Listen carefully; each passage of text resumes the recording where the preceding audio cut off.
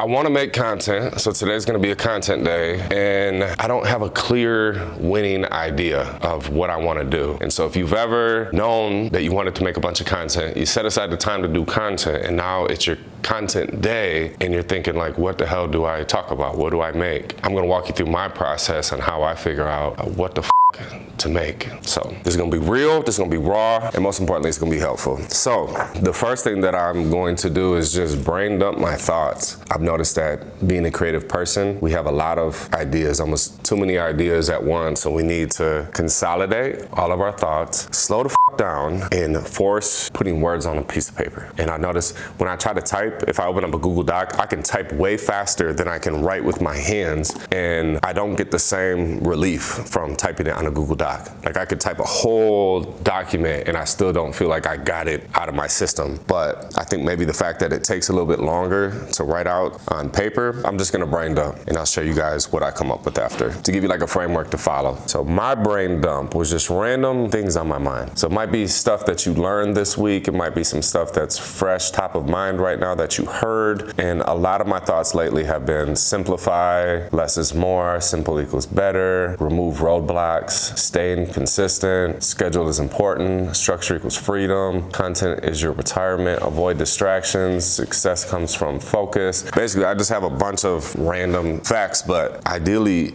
any one of these could be content. So I wrote down simplify, less is more, simple equals better. So if I were to talk to somebody else right now and they were like, what are your thoughts on, simple is better? I could sit down and share my thoughts. And then I'll think to myself, do I have a lot to say about that? Could I go on a 5, 10, 15, 20 minute rant on that? Well, then maybe this will be a YouTube video that would help somebody else out there. But if I feel like, no, it really is just a punchline, maybe it'd be like a 20 to 30 second explanation. Kind of anything under a minute explanation, it's still worth making because it's on my mind right now. And my goal with my content is I want to bring people into my mind. So it's shit that I'm learning, shit that I'm thinking, my thought process, my outlook on different things. And the easiest way to share that is just close the gap from when you have an idea about something and when you actually turn the camera on and make the thing. And then also the gap between filming the video right now and then putting it on your computer, editing it, putting it together, and then posting it for other people to find. Like if I could speed up that process, my life would be a lot better. So one of my random brain dump sentences was remove roadblocks. So one of the roadblocks is having to take 5, 6+ hours to edit a video. And I know that if I could edit a video in under a couple of hours, as long as the value is there, the substance is there, like if I was my own audience, I would just be happy seeing more uploads compared to less uploads, but crazy editing.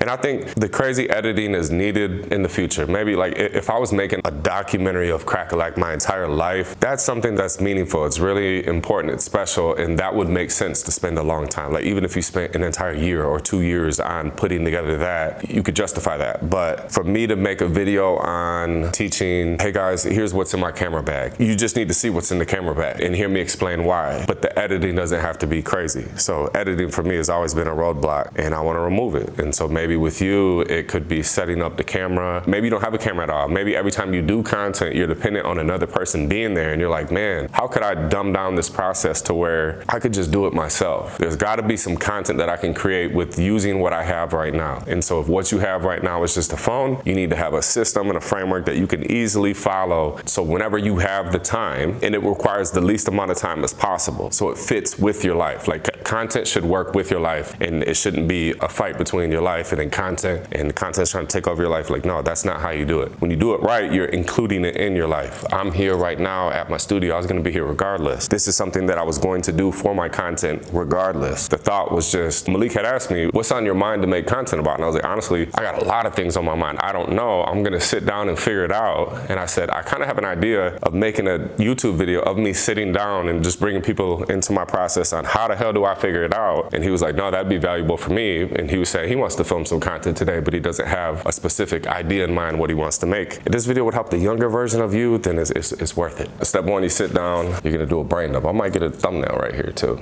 Here's step two. All right, you guys, so for step two, this is something that I recommend doing throughout the week. So if you're anything like me throughout the week, you're on social media, you're scrolling, but I would recommend scrolling with a purpose. This is where you can do some research and recon. I would recommend that you follow people that inspire you, follow people that are entertaining to you, follow people that you can learn from. Birds of a feather flock together, and they say you become the sum of the 5 people that you spend most of your time with. And if right now you don't have a lot of people around you that are inspiring you, that you'd like to be like, the next best thing would be you become the sum of the 5 people that you consume the most. So, you know, you can choose who to follow. You could follow some dumb, ignorant, entertainment style and just do brain rot every day when you're scrolling on social media. But the other thing that you could do is follow people that teach you how to become the 2.0 version of yourself. You may follow one person because they inspire and motivate you, and you may follow a different person because they educate you on certain things that you need to improve on in your life. And then you may follow another person just because the way that they're living their life aligns with how you want to live your life. You know, success leaves clues. There's a lot that you can gain for free just by following the right people. And at the same time, there's also a lot that you can lose from following the wrong people on social media. So it's like social media, it can either be a tool to help you or it can be a weapon to hurt you. It just depends on how you use it. Same way with a gun. The gun in the right hand, you know, can make somebody a hero,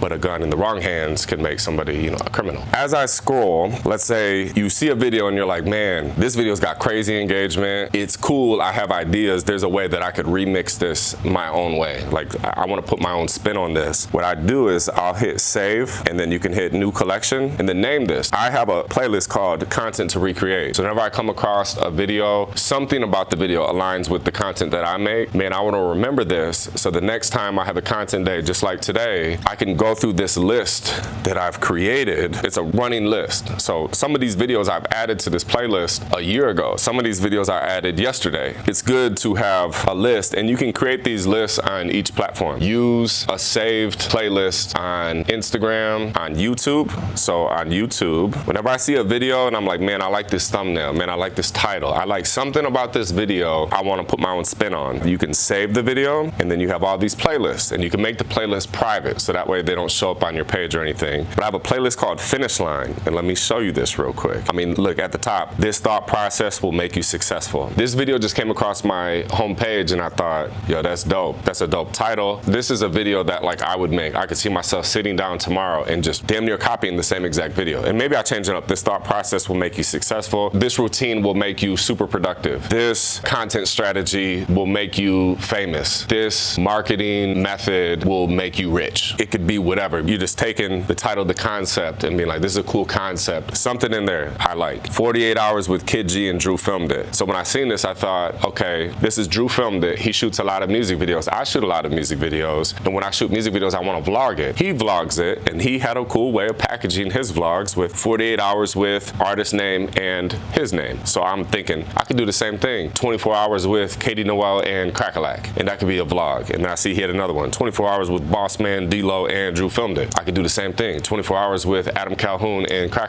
And then I see the thumbnail style he did. It was 2 pictures with the line through it. Maybe I try the same thing. Maybe I just do 1 picture. But something about this was dope. That's why I have this playlist right here. Make playlists so that way you can save pieces of content. That way, whenever you are scrolling on social media, you're programming your brain not just to be distracted, just wasting time scrolling, and you're actually scrolling with a purpose, and you're training your brain to look for good content that stands out to you, and then just think why, you know. And it could even be a picture. Like, you could see a picture of somebody and you're like, I want a picture of me, this same frame, the same lighting, the same look, this is dope, and save it. And then next time you're taking some pictures, it's like, let's go to this saved content hit list, and then I need to get this. And now you know what to do. Next step coming right up.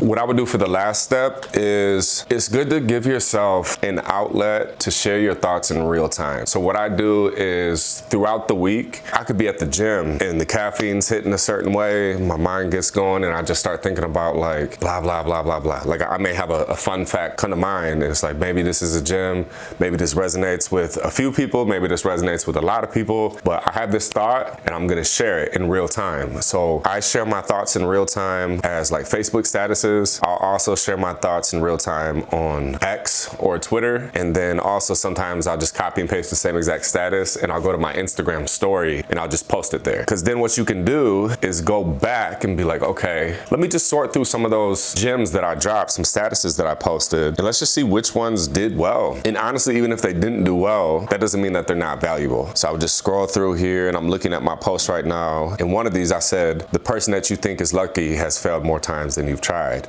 And that had a lot of engagement on it. So I'll think to myself, do I have more that I could elaborate on that? And then I'll think to myself, I have so much to say about it. Okay, now I'm gonna sit down and do a YouTube video just sharing my thoughts on it. Or if I feel like, nah, I mean, that kind of says it all, I could add a couple more sentences, I'll still do it, but now I'll film it vertical 100% because I'm going for like the short form content that's under a minute long. Because if God doesn't fix the problem, he's using the problem to fix you. Or I was at the gym and I was thinking about a certain problem, and if in that instance I didn't give myself the outlet and I was like, ooh, that's a good thought, let me write it down or let me put it somewhere, it might not have hit the same. I like the fact that I had the thought and then I shared it. Like I had the thought, shared it, boom, people were able to see it right then and there. And then for the people in the algorithms that reward video, it's like, cool, I'm gonna check the box that says, you know, you shared a status, great, let people find it in real time. But then also, afterwards, like when I have a content day like today, I'm gonna check the box of the platforms that are really pushing video content. Video content allows you to connect way more with your audience, so take advantage and leverage video content. It's like I'm getting the best of both worlds. I'm taking words, like a status, and then I'm also talking to a camera, so I'm doing the video side of things. I think with music artists, one way you could do is like break down some of your most meaningful lyrics of your songs. So you could have a certain song lyric where you said something, it's like, man, a lot of people resonate with the lyrics right here. Okay, cool. Maybe do a video of you just sit down, and you could be in the car, you could be anywhere. You could be somewhere that aligns with you that's easy for you, where you're not going out of your way like that, and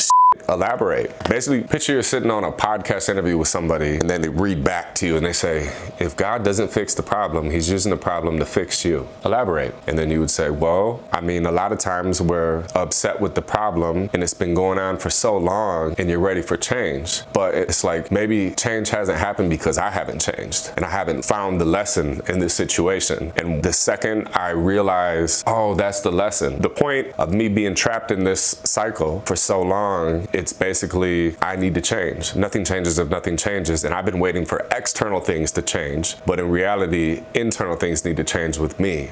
And I see it and I get it now. And once you receive the message, you receive the blessing. And now that talk that I just did, I can crop in to make it vertical because I didn't go on a 10-minute, 15, 20-minute rant. I just went on like a 1-minute rant. So a short 1-minute rant, boom, I'll make that its own short form video. So that was 3 different ways to hopefully help you out when you want to do a bunch of content, you don't really know what to talk about. Hopefully this was helpful and valuable. Links in the description as always to learn from me, to work with me. I'll see you guys in the next video. Subscribe for more. Let me know in the comments what you guys want. Give the video a thumbs up, please and thank you. See you guys next time. Cracka TV. We out.